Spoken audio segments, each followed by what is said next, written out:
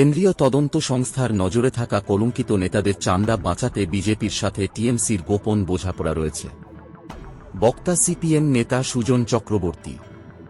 BJP আছে বলে তৃণমূল আছে, আর তৃণমূল আছে বলে বিজেপি আছে। আপনারা অনেকে নির্মাণ শ্রমিক, রাজ্যে রাজ্যে কাজ করেন। আপনারা জানেন বাড়ি তৈরির সময় বাইরে থেকে চট দিয়ে ঢেকে রাখা হয়, যাতে ধুলো ময়লা না যায়। তৃণমূল নেত্রীও ওরকম পর্দা লাগিয়েছেন। তৃণমূলের পর্দা লাগিয়ে ভেতরে ভেতরে আরএসএসের বাড়ি নির্মাণ করেছেন। বক্তা সিপিএম নেতা সেলিম। প্রায় প্রত্যেক সিপিএম নেতাই এই কথা বলে থাকে। কেউ শোনে, কেউ শোনে না, কেউ উত্তর দেয়, কেউ আবার শুনেও না শোনার মতো থাকেন। কিন্তু তারা কেন এরকম বলে, সেটা কতজন মন দিয়ে শোনে? আসুন আজ আবার আমরা কিছু পুরনো কথা নিয়ে আলোচনা করি। প্রথম থেকে যদি শুরু করা যায় তাহলে আমরা সেই 1999 থেকে শুরু করতে পারি। বিজেপি এর সরকার প্রথম রেলের দায়িত্ব দেয় মমতা ব্যানার্জিকে। সেই সময় রাজ্যে বিজেপির প্রধান বিরোধী কমিউনিস্ট পার্টি ক্ষমতায়।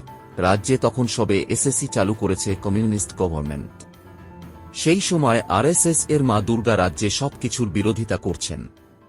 মমতা দিদি তখন রাজ্যে ক্ষমতায় আসার জন্য উঠে পড়ে লেগেছেন, কিন্তু বিজেপি এর সাথে বাংলায় কিছু করতে পারছিলেন না।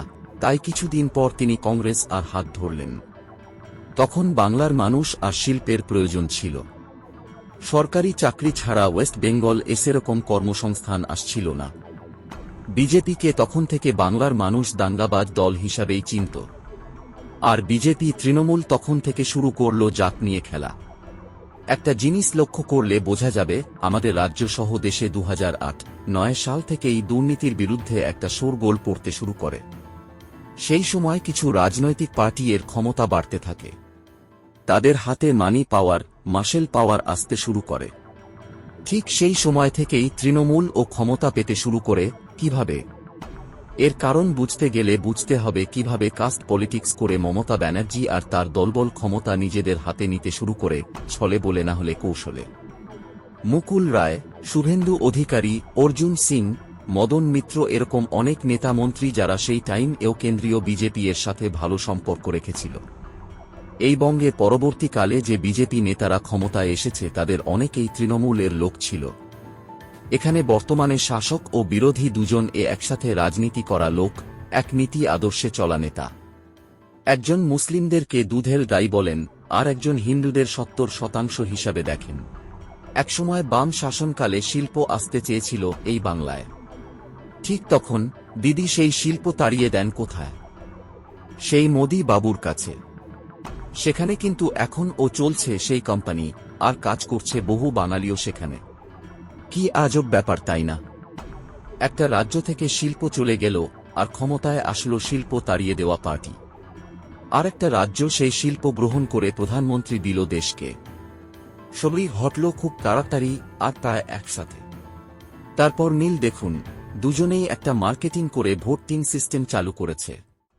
দুটো দলই একরকম মার্কেটিং করছে, অনলাইন থেকে টিভি, প্রত্যেক মোবাইল থেকে খবরের কাগজ।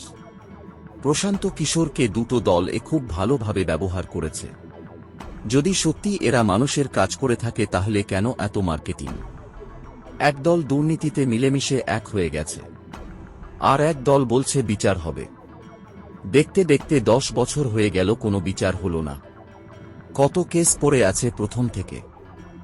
তৃণমূল এখন ও কোনো বাম নেতার বিরুদ্ধে একটা কেস ও ওপেন করতে পারল না।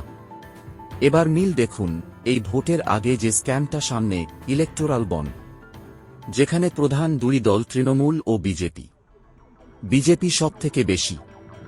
পার্টিকে যে শিল্পপতিরা এত ভালোবাসেন সেটা বোঝাই যেত না এই স্ক্যাম সামনে না আসলে। জিনিসপত্র এর দাম বেড়েই চলেছে, আর তৃণমূল সরকার জনগণকে 500 টাকা 1000 টাকা দিয়ে ভোট কিনছে। সিপিআইএম এর নেতাদের স্পষ্ট বক্তব্য, এইভাবে মানুষের ওপর অত্যাচার করছে রাজ্য ও দেশের শাসক দল। আর ও একটি বিষয় যেটি আগে সেরকম দেখা যেত না, সেটা দল বদল। তৃণমূল আর বিজেপি এটা শুরু করেছে। এমন এক শাসন ব্যবস্থা যেখানে আদর্শ এর কোনো মূল্য নেই। বিজেপি হিন্দুত্ববাদী দল এর ভাগ। আর টিএমসি মুসলিমদের এটা বোঝাতে ব্যস্ত যে বিজেপি মুসলিম বিরোধী দল, যার যখন ইচ্ছে যে পার্টি যে ঢুকে পর আরেকটা পক্ষ নিয়ে নাও, দল পরিবর্তন এর সাথে সাথে পক্ষ পরিবর্তন করে নাও। মানুষ এই সব দেখছে, তাও ক্ষমতার পরিবর্তন হচ্ছে না। সময় এসেছে, সুযোগ এসেছে, মানুষ এবার কি সিদ্ধান্ত নেয় সেটারে অপেক্ষা। রাজ্যে এখন আনাগোনা করছে দিল্লির মানুষজন। এই গরম এ বাজার থেকে ঠিক পুষ্টিকর, টাটকা, হালকা খাবার চিনে নিয়ে আসতে হবে, যাতে আমরা সুস্থ স্বাভাবিকভাবে জীবন কাটাতে পারি। ভবিষ্যতের সুন্দর দিন দেখার অপেক্ষায় মানুষ থাকবে, স্বপ্ন দেখবে।